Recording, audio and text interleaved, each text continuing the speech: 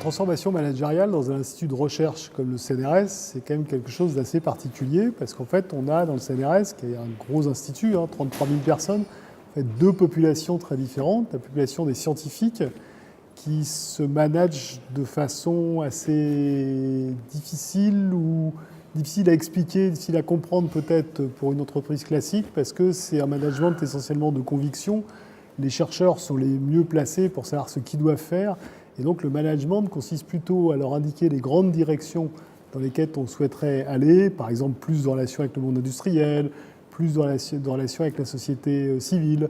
Et donc cette forme de management n'est pas vraiment en évolution. Puis par contre, il y a une autre moitié, une grosse moitié de la population qui sont des personnels administratifs, des personnels de techniciens.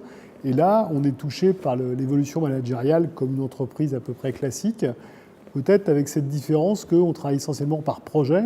Et donc là encore, on a une partie du management qui est un management d'adhésion.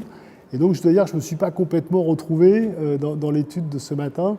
Je pense qu'on a la chance d'être dans un monde qui reste un petit peu à part. Malgré tout, je crois que ce qui est peut-être le point commun, c'est le fait qu'il faut faire adhérer des gens à des projets et que c'est quelque chose peut-être dans le monde scientifique qu'on a un peu plus l'habitude de faire parce qu'encore une fois, la science, qui est quand même l'activité qui nous gouverne, elle est constituée de projets sur des durées plus ou moins longues selon les disciplines, mais avec un renouvellement permanent.